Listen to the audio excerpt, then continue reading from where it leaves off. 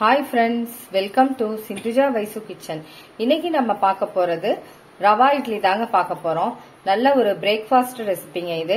நீங்க நைட்டு டின்னருக்கு கூட இந்த ரவா இட்லி செய்யலாம், ரொம்ப நல்லா இருக்கும். டெய்லி இட்லியே செஞ்சு போர் அடிச்சிருப்போம். அந்த டயத்துல இந்த மாதிரி நீங்க ரவா இட்லி செஞ்சீங்கன்னா ரொம்ப நல்லா இருக்கும். இதோட நீங்க தேங்காய் சட்னி, கொத்தமல்லி சட்னி இதெல்லாம் வச்சு சாப்பிட்டீங்கன்னா ரொம்ப அருமையா இருக்கும். எல்லாருக்குமே ஒரு டிஃபரெண்டான டிஃபனா இருக்கும். இது இன்னைக்கு எப்படி செய்யறதுன்னு தான் பார்க்க போறோம். வாங்க பார்க்கலாம். இப்ப நம்ம தாளிச்சுக்கலாம். பேன் ஹீட் ஆயிடுச்சு. 2 ஸ்பூன் எண்ணெய் சேர்த்துக்கிறேன். எண்ணெய் சூடாகட்டும். கொஞ்சமா கடுகு சேர்த்துக்கிறேன். 1 ஸ்பூன் உளுத்தம் பருப்பு சேர்த்துக்கிறேன். இது கூடவே 1 ஸ்பூன் கடலைப்பருப்பு சேர்த்துக்கிறேன். ஒரு பச்சை மிளகாவை சின்ன சின்னதா கட் பண்ணி வச்சிருக்கேன், அதையும் சேர்த்துக்கிறேன். அப்புறம் கொஞ்சமா கருவேப்பிலை இலை கட் பண்ணி வச்சிருக்கேன், அதையும் சேர்த்துக்கிறேன்.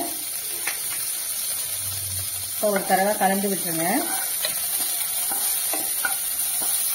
இப்போ இது கூட இஞ்சி ரொம்ப சின்ன சின்னதா கட் பண்ணி வச்சிருக்கேன், அதையும் சேர்த்துக்கிறேன். பெரிய வெங்காயம் பாதி பெரிய வெங்காயம் எடுத்து நான் சின்ன சின்னதா கட் பண்ணி வச்சிருக்கேன், அதையும் சேர்த்துக்கிறேன். இதையும் ஒரு தடவை கலந்து விட்டுருங்க. இப்போ இது கூடவே ஒரு கேரட்டை நான் துருவி வச்சிருக்கேன். இந்த மாதிரி கேரட் சேர்த்தீங்கன்னா நல்லா டேஸ்டாவும் இருக்கும், நல்லா கலர்ஃபுல்லாவும் இருக்கும், நல்லா ஹெல்த்தியாவும் இருக்கும்.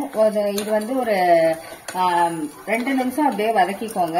லோ ஃபிளேம்லயே வச்சு வதக்கிக்கோங்க. இப்ப 1 கப்பு ரவையை இதுல நம்ம சேர்த்துக்கலாம். இப்ப இதையும் வறுத்துக்கோங்க. ஒரு 2 நிமிஷம் இதே மாதிரி லோ ஃபிளேம்ல வச்சு வறுத்துக்கோங்க.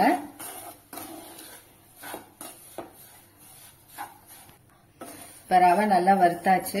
இப்ப ஸ்டவ் ஆஃப் பண்ணிட்டு இதை ஒரு பவுல்ல மாத்திக்கலாம். இப்ப இதை ஒரு பவுல்ல மாத்திட்டு இது கொஞ்ச நேரம் ஆறட்டும். ஆறின பிறகு நம்ம இதுல தயிர் சேர்க்கணும். கொஞ்ச நேரம் ஆறட்டும், அப்படியே இருக்கட்டும். இப்ப நல்லா ஆறிடுச்சு. இப்ப இதுல நம்ம தயிர் சேர்த்துக்கலாம். நான் 1/2 கப் தயிர் எடுத்திருக்கேன், அதை சேர்த்துக்கிறேன். இப்ப இது கூட ஒரு 1/2 டம்ளர் தண்ணி சேர்த்துக்கோங்க. 1/2 டம்ளர்ல இருந்து ஒரு 3/4 டம்ளர் வரைக்கும் தேவைப்படும். இப்ப தண்ணி சேர்த்துட்டு ஒரு தடவை கலந்து விட்டுருங்க.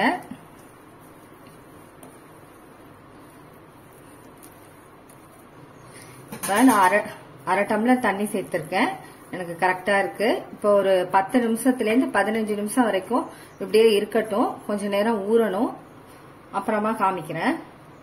இப்ப 10 நிமிஷம் ஆயிடுச்சுங்க. இப்ப கொஞ்சமா உப்பு சேர்த்துக்கலாம்.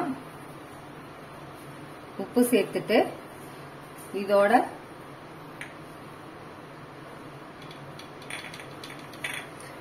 ஒரு சிட்டிகை பேக்கிங் சோடா சேர்க்கிறேன். இது சேர்க்கறனால நல்லா சாஃப்டா வரும் இட்லி, அதனால சேர்த்திருக்கேன். அப்புறம் இது கூட கொஞ்சமா கொத்தமல்லி தழை இலை, அதையும் சேர்த்துக்கலாம். சின்ன சின்னதா கட் பண்ணி வச்சிருக்கேன், அதையும் சேர்த்துட்டு நல்லா கலந்து விட்டுருங்க. உங்களுக்கு ரொம்ப கெட்டியா இருந்துச்சுன்னா கொஞ்சமா தண்ணி சேர்த்துக்கோங்க. ரொம்ப தண்ணி சேர்த்துற வேணாம். நீங்க ரொம்ப தண்ணி சேர்த்துட்டீங்கன்னா அப்புறம் இட்லி நல்லா உப்பி வராது, தட்டையா இருக்கும். அதனால பார்த்து தண்ணி சேர்த்துக்கோங்க.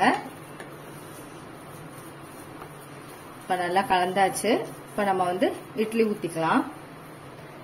இப்ப இட்லி தட்டுல ஒரு சொட்டு எண்ணெய் தடவிக்கோங்க.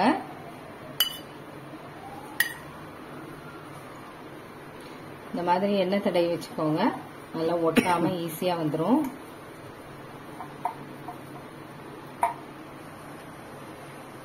மாவு எடுத்து கொஞ்சமா இந்த மாதிரி வச்சுக்கோங்க.